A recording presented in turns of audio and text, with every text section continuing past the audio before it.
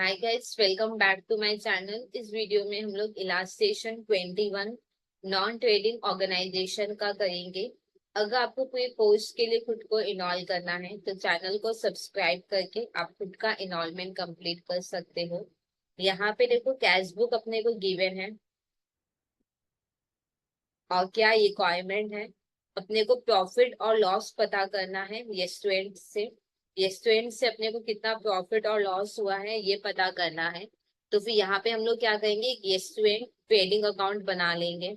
Normal PL account बनाना है और balance sheet बनाना है। अब क्योंकि बैलेंस शीट बनाना है तो हम लोग ओपनिंग बैलेंस शीट भी बनाएंगे वर्किंग में, जहां से अपने को ओपनिंग कैपिटल मिल जाएगा। ठीक है। हमारा यहाँ पे एंड ईयर एंड होता है 31 मार्च 22 को, हाँ या ना। तो फिर स्टार्ट कब होता होगा, 1 अप्रैल 21 को। तो हमारा ओपनिंग बैलेंस शीट 1 अप्रैल 21 का बनेगा। अब क्योंकि यहाँ पे अपने से स्टूडेंट का प्रॉफिट और लॉस मांगा है अलग से, तो एक काम करते हैं, पहले स्टूडेंट से रिलेटेड जो भी पॉइंट है उसको हम लोग पहले कंप्लीट कर लेते हैं। तो स्टार्टिंग से देखते हैं स्टूडेंट से रिलेटेड क्या है। यहाँ तो नहीं है। यहाँ पे देखो पेमेंट हुआ है, हाँ या ना, क्या बोल के स्टूडेंट परचेज बोलकर। ये हम लोग लिख लेते हैं कॉपी पे। देखो हमने पेमेंट किया है किस नाम से, स्टूडेंट परचेज बोल के मेरी बुक में लिखा हुआ है। कितना पेमेंट है, 50,400। और देखने की और क्या है स्टूडेंट से रिलेटेड।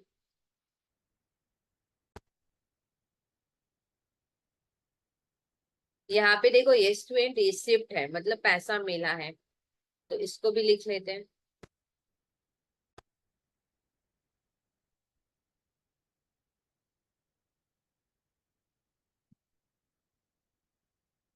ये स्टूडेंट रिसिप्ट कितना है, 56,800। फिर नेक्स्ट देखते हैं स्टूडेंट से रिलेटेड और क्या है।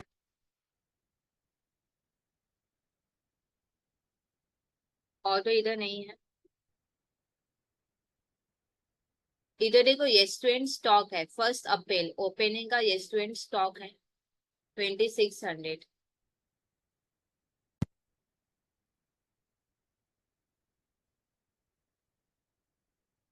ये स्टूडेंट स्टॉक है 2600।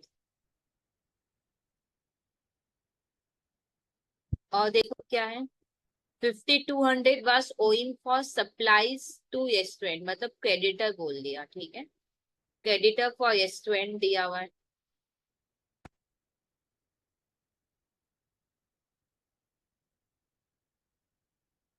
क्रेडिटर फॉर स्टूडेंट है 5200।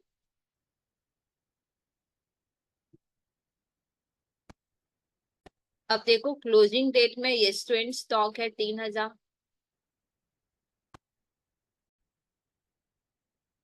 क्लोजिंग स्टॉक है 3000।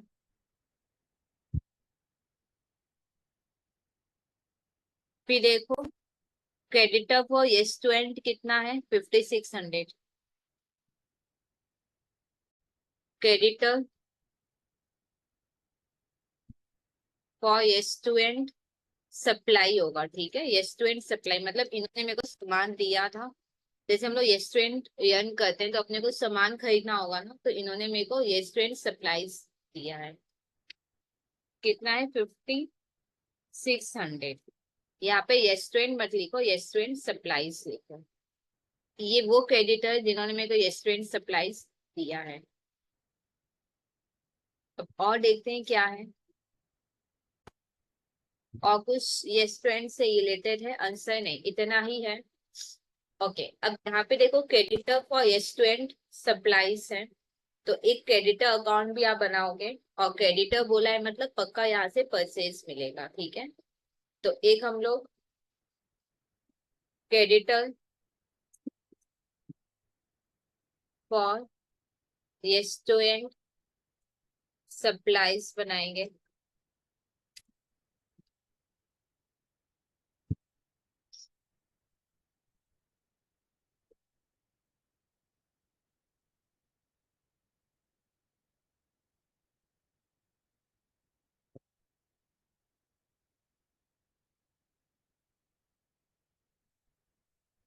यहाँ पे देखो ओपनिंग स्टॉक है, पहले ओपनिंग स्टॉक को हम लोग लिख देते हैं।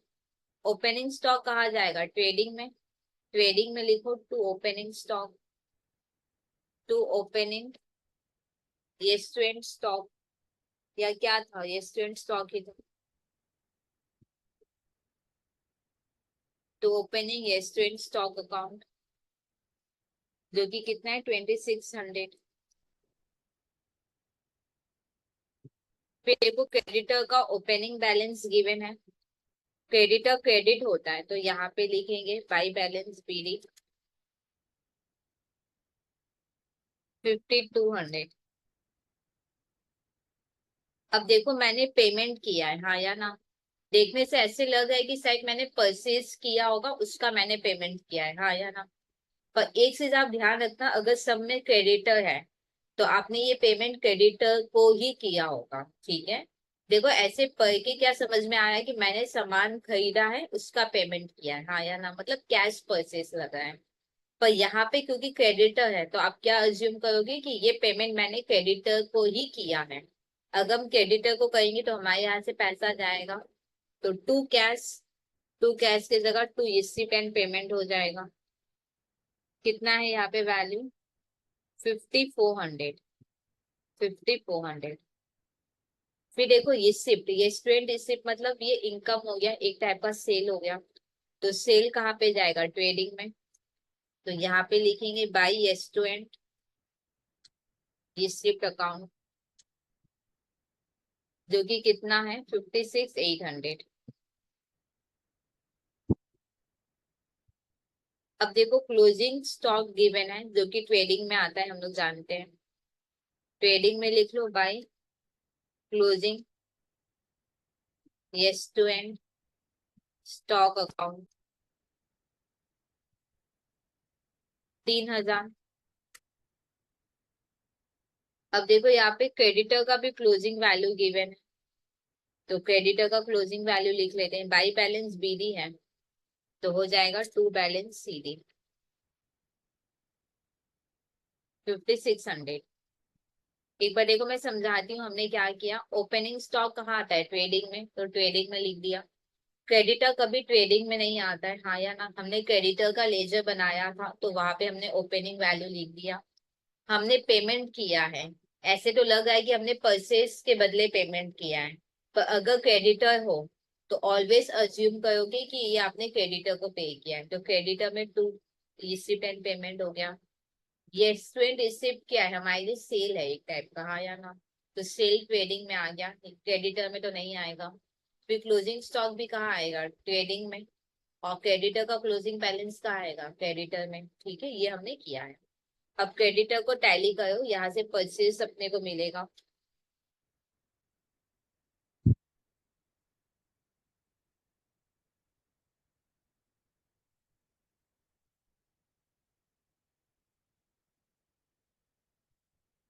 ये जो डिफरेंस आएगा by purchase of, by purchase हो जाएगा,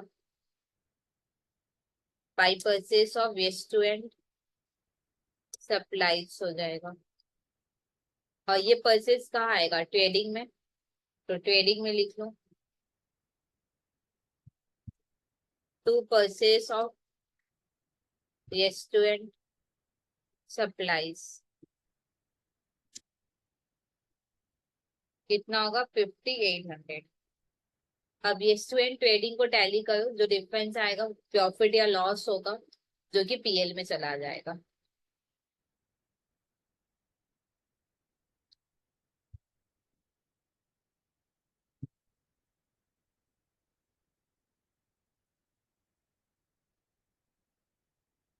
अब जो डिफरेंस आएगा वो इनकम एंड एक्सपेंडिचर में जाएगा। अब इनकम एंड एक्सपेंडिचर क्रेडिट हुआ है तो इसके क्रेडिट में लिखो 6400, क्या बोल के by S to and trading account, ठीक है।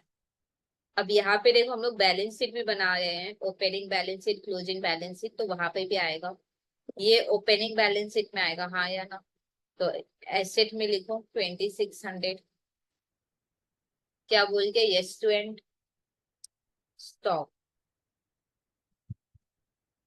फिर ओपनिंग में क्या आएगा, क्रेडिटर जो कि लाइबिलिटी है, तो लाइबिलिटी में लिखेंगे क्रेडिटर फॉर रेस्टोरेंट सप्लाईज 5200। अब क्लोजिंग बैलेंस शीट में क्या आएगा, क्लोजिंग स्टॉक, तो लिख लेते हैं यहाँ पे, यही सेम चीज लिखना है, रेस्टोरेंट स्टॉक कितना है 3000। फिर क्रेडिटर लिख लेंगे क्लोजिंग में,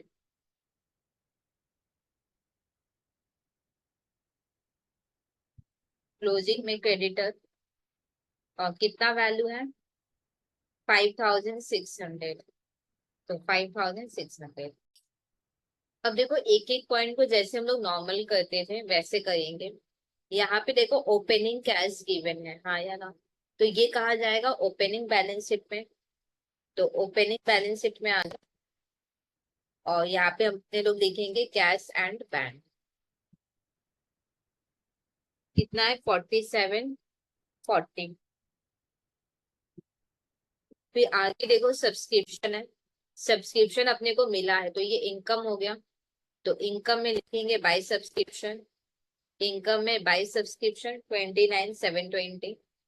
अब इसको मैंने फर्स्ट कॉलम में इसलिए लिखा है क्योंकि और भी बहुत सारे पॉइंट साइड हो सकते हैं, तो एक बार चेक करते हैं अपने लोग नीचे।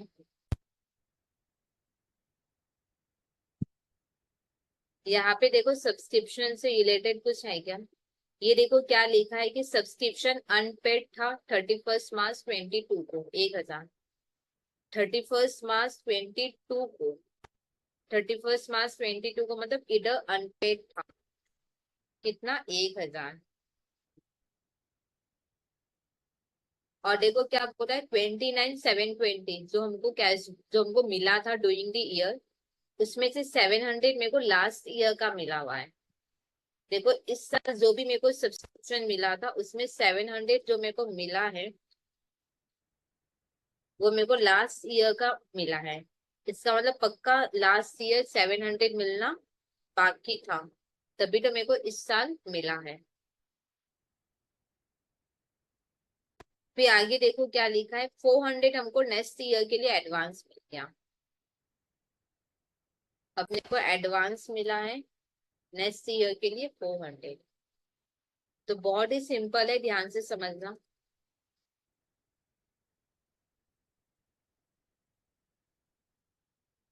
अब देखो पीएल में कौन प्लस कौन माइनस होगा, देखो लास्ट देखो मेरे को 700 मिलना बाकी है, हाँ या ना, कौन से ईयर का मिलना बाकी होगा, ओपनिंग में खड़े हैं और मिलना बाकी है तो पक्का ये लास्ट ईयर का मिलना बाकी है, क्योंकि लास्ट ईयर का है तो ये पीएल में माइनस होगा, हाँ या ना। पीएल में सिर्फ करेंट ईयर का आएगा और कुछ भी नहीं आएगा। अब यहाँ पे देखो हम लास्ट देख रहे हैं और हम क्या है कि अनपेड है मतलब मिलना बाकी है, सब्सक्रिप्शन इनकम होता है, पे नहीं करते मिलता है, हाँ या ना, अनपेड मतलब मेरे को मिलना बाकी है, हाँ या ना। तो कौन से ईयर का बाकी होगा, करेंट ईयर का ही बाकी होगा, क्योंकि करेंट ईयर का बाकी है तो ये हो जाएगा प्लस। अब हम लोग एडवांस देखते हैं, एडवांस हमको मिला है कौन से ईयर के लिए, नेक्स्ट ईयर के लिए, क्योंकि नेक्स्ट ईयर का है तो ये हो जाएगा माइनस। क्या ये बात क्लियर, बहुत ही सिंपल है। पीएल करेंट ईयर के हिसाब से बनता है, 700 मिलना बाकी है, कौन से ईयर का बाकी है, लास्ट ईयर का बाकी होगा, क्योंकि ये लास्ट ईयर का है तो ये होगा माइनस। लास्ट डे हम खड़े हैं और हम क्या है कि मिलना बाकी है 1000 रुपया, कौन से ईयर का बाकी होगा कुछ नहीं बोला तो करेंट ईयर का मिलना बाकी है, क्योंकि ये करेंट ईयर का है तो ये होगा प्लस। अब एडवांस कौन से ईयर का मिला है, नेक्स्ट ईयर का, तो ये हो जाएगा माइनस। तो पीएल में लिखो -700, -700 क्या बोल के ओपनिंग सब्सक्रिप्शन रिसीवेबल भी लिख सकते हो या अनपेड भी, क्वेश्चन में क्योंकि अनपेड लिखा हुआ है तो मैं भी यहाँ पे अनपेड लिख रही हूँ। फिर प्लस करेंगे 1000, प्लस करेंगे यहाँ पे 1000, क्या बोल के क्लोजिंग सब्सक्रिप्शन अनपेड। फिर -400 करेंगे,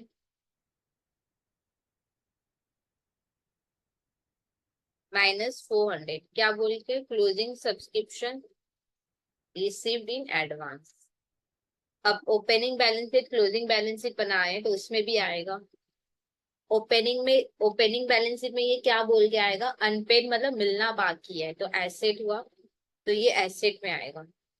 तो यहाँ पे लिख देंगे 700 सब्सक्रिप्शन अनपेड।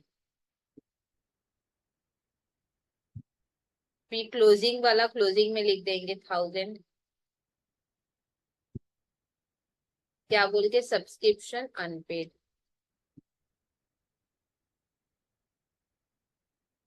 अब रिसीव्ड इन एडवांस, अगर मेरे को किसी से सब्सक्रिप्शन एडवांस में मिल जाएगा तो उनको हम फ्यूचर में सर्विस देंगे, तो ये लाइबिलिटी हुआ।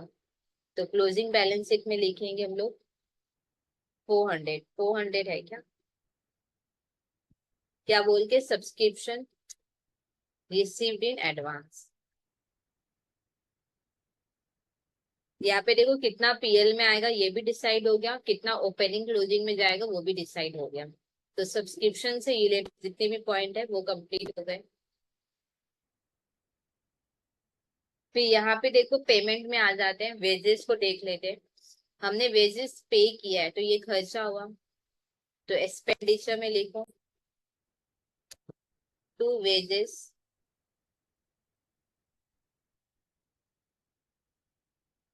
एक बार चेक करो तो कुछ है क्या वेजेस से रिलेटेड, अदरवाइज उसको सेकंड कॉलम में डाल देंगे।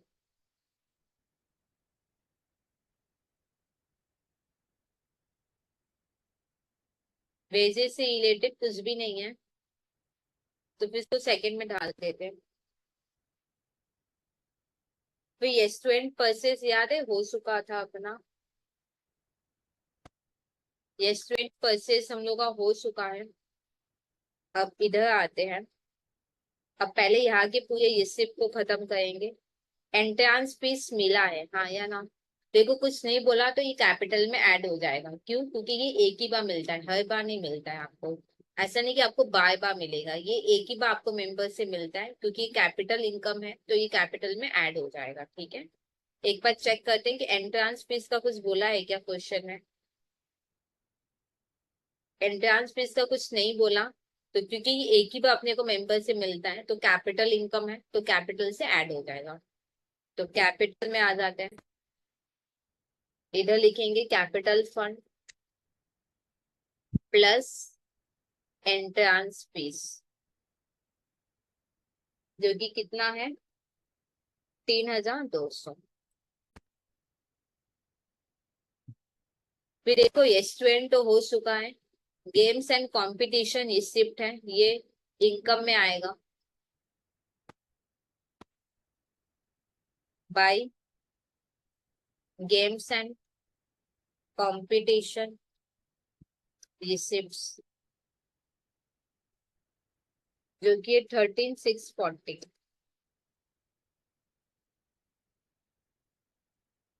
अब ये देखो क्या है, due to security for petty expense. ठीक है, एक चीज मेरे को पहले बताओ, यहाँ पे देखो कैश डेबिट हुआ है हाँ या ना, और to due to security for ये हुआ है हाँ या ना। देखो कैश डेबिट हुआ है और ये क्या हुआ है क्रेडिट हुआ है हाँ या ना। ड्यू टू सिक्योरिटी मतलब मेरे को देना है हाँ या ना। तो यहाँ पे देखो ये क्योंकि ये क्रेडिट हुआ है, due to security for petty expense ये क्रेडिट हुआ है हाँ या ना।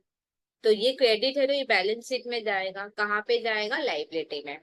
एक बार फिर ध्यान से समझो, यहाँ पे देखो कैश डेबिट हुआ है और ये पूरा क्या हुआ है क्रेडिट हुआ है हाँ या ना।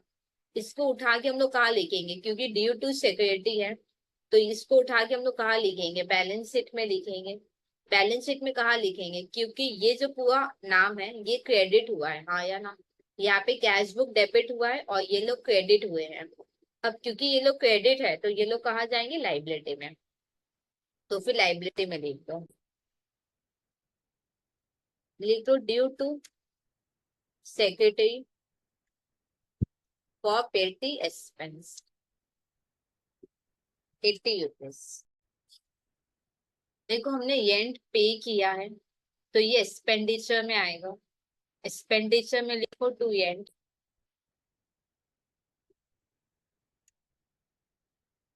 7500। यहाँ पे देखो एंड हमने पे किया है 18 महीने का, और कहाँ तक पे किया है, ये प्रिंटिंग मिस्टेक है, यहाँ पे जुलाई नहीं होगा, जून होगा, ठीक है। हमने 18 महीने का एंड पे किया, इसको मैं लिख कर समझाती हूँ।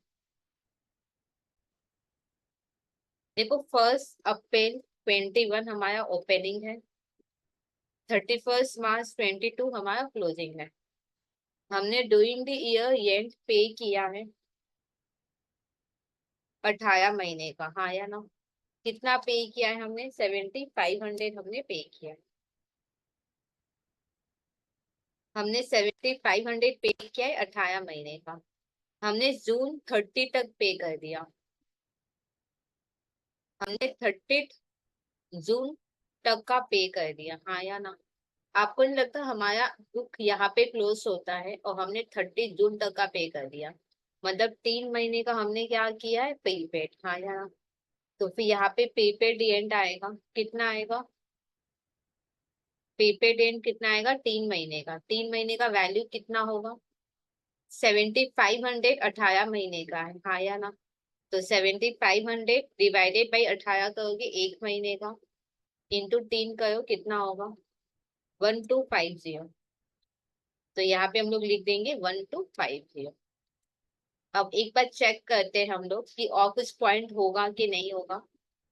यहाँ पे देखो हमने 18 महीने का पे किया है, कुछ नहीं बोला तो हमने करेंट ईयर का 12 महीने का पे किया होगा, हाँ या ना।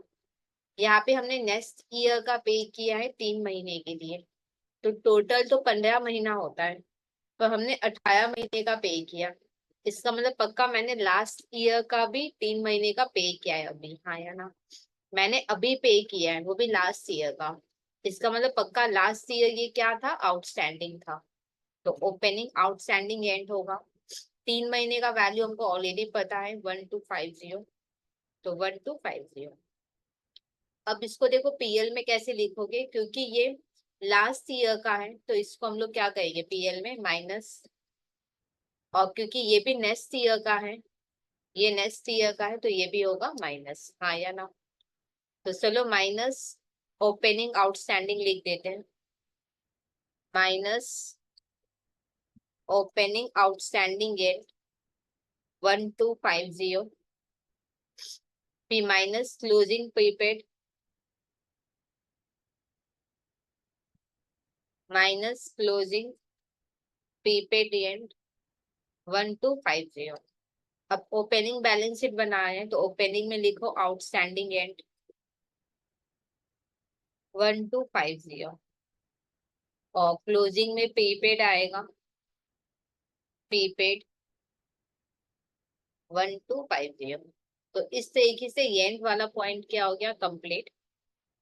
अब देखो डेट्स हैं, ये लिख लेते हैं। हमने पे किया है तो खर्चा है, एक्सपेंस में लिखेंगे 2 एट्स। हमने एट्स कितना पे किया चेक करते हैं।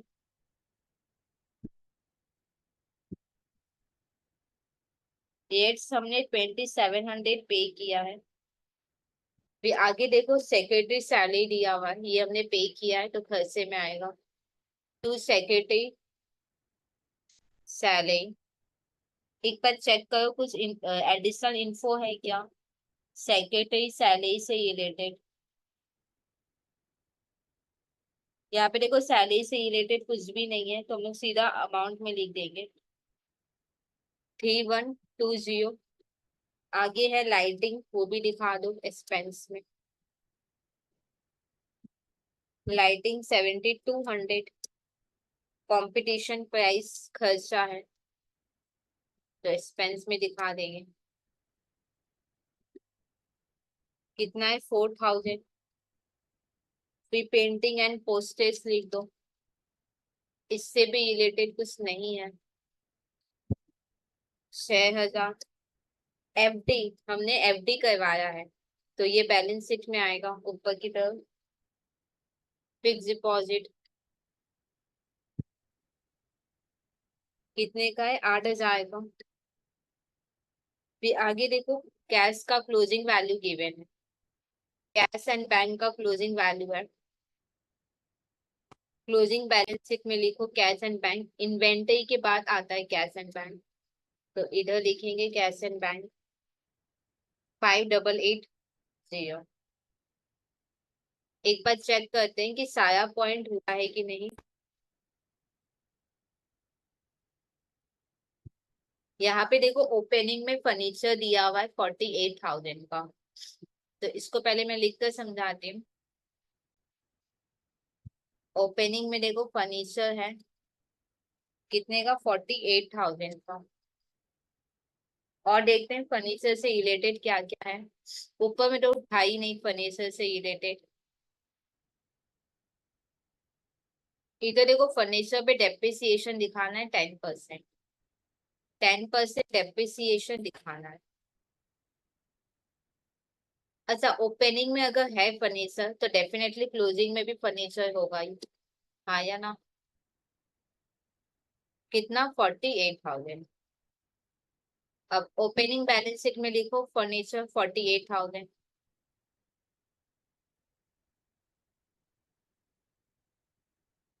फिर क्लोजिंग बैलेंस शीट में लिखो फर्नीचर 48,000,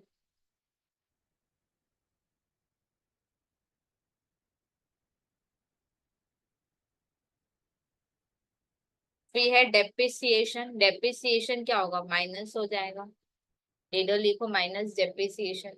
इधर डेफिनेटली साल भर रहा है तो पूरे 12 महीने का होगा, फिर पीएल में भी आ जाएगा डेप्रिसिएशन।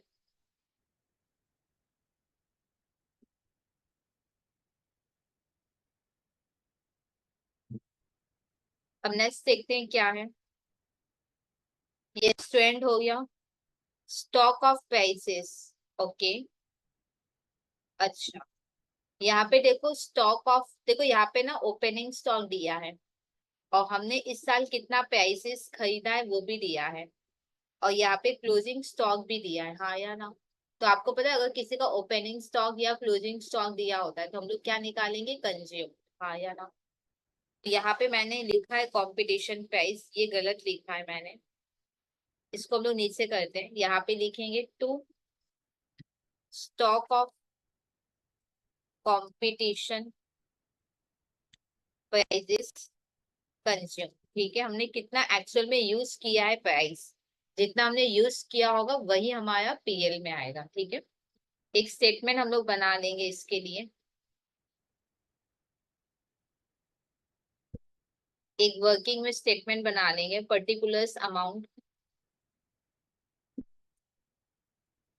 हमने कितना स्टॉक, कितना प्राइसेस यूज किया है, जो ओपनिंग स्टॉक होगा उसको मैंने पक्का यूज किया होगा, हाँ या ना।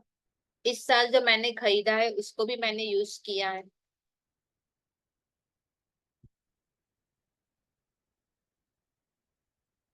अब क्लोजिंग स्टॉक तो यूज नहीं हुआ तो इसको हम लोग कहेंगे माइनस।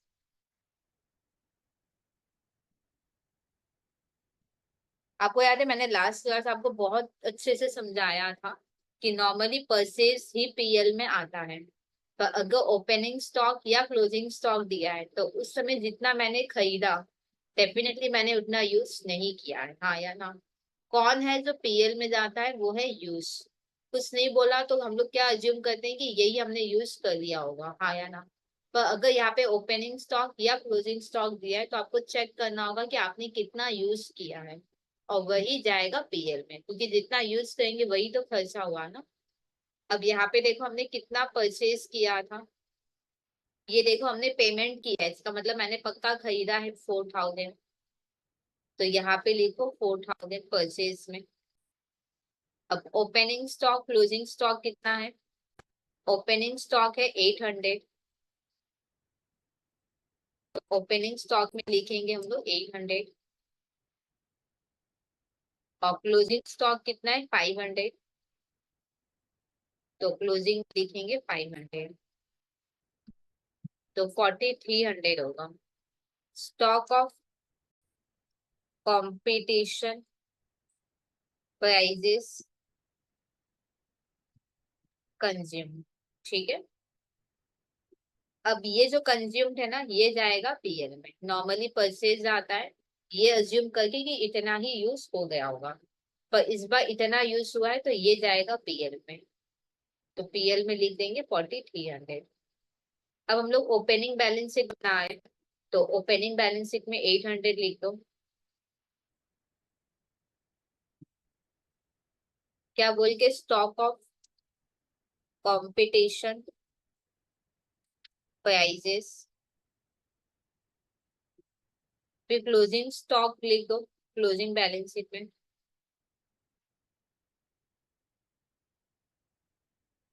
क्लोजिंग बैलेंस शीट में 500 स्टॉक ऊपर आएगा, इससे मैं यहाँ पे लिख रही हूँ। क्या बोल के लिखेंगे, स्टॉक ऑफ कंपटीशन प्राइजेस, और परचेज की जगह यहाँ पे कंज्यूम पीएल में आएगा, ठीक है। उसके बाद देखो क्या है, फर्नीचर हो गया, रेस्टोरेंट स्टॉक हो गया, स्टॉक ऑफ प्राइसेस हो गया, ये हो गया, और सब्सक्रिप्शन भी हो गया, इधर डेप्रिसिएशन भी हो गया। तो ऑलमोस्ट सब हो गया, अब सिर्फ टैली करना बाकी है। तो सबसे पहले हम लोग ओपनिंग बैलेंस से टैली कर लेते हैं।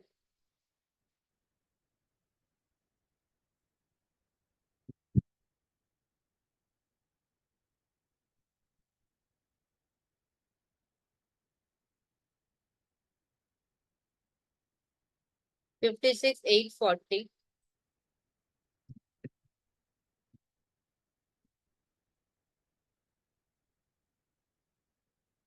5390 आएगा। ये हो जाएगा कैपिटल फंड। ये बैलेंस करके आया तो बैलेंसिंग फिगर। ओपनिंग कैपिटल लिख लो 5390। अब हम लोग पीएल बना रहे थे तो पीएल को टैली करेंगे।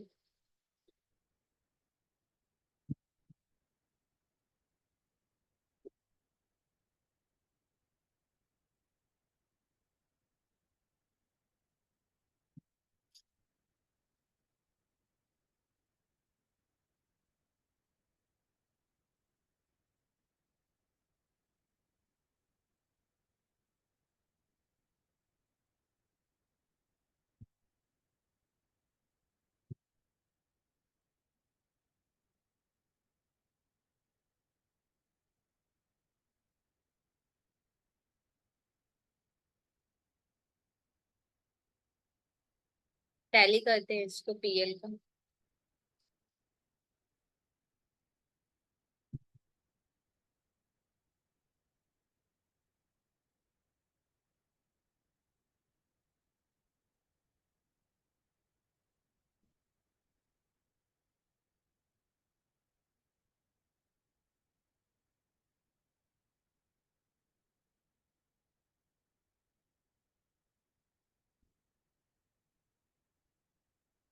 इसको देखो, यहाँ पे इनकम ज्यादा है तो लिखेंगे excess of income over expenditure. अब ये कैपिटल में क्या हो जाएगा, ऐड हो जाएगा।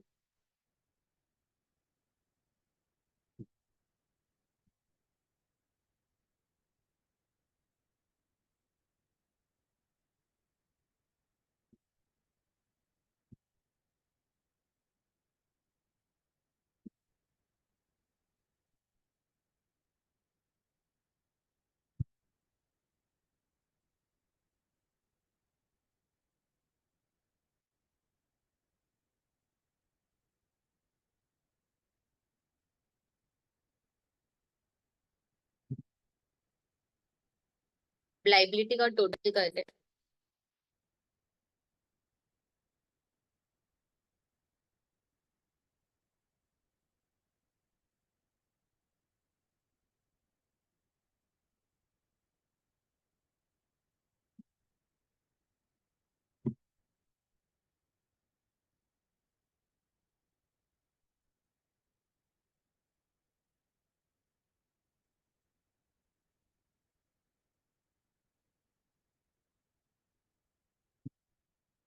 इस तरीके से ये सम टैली हो गया। तो अगर फिर भी कोई डाउट आ जाए तो आप कमेंट सेक्शन में लिख सकते हो, मैं डेफिनेटली आपके डाउट्स क्लियर कर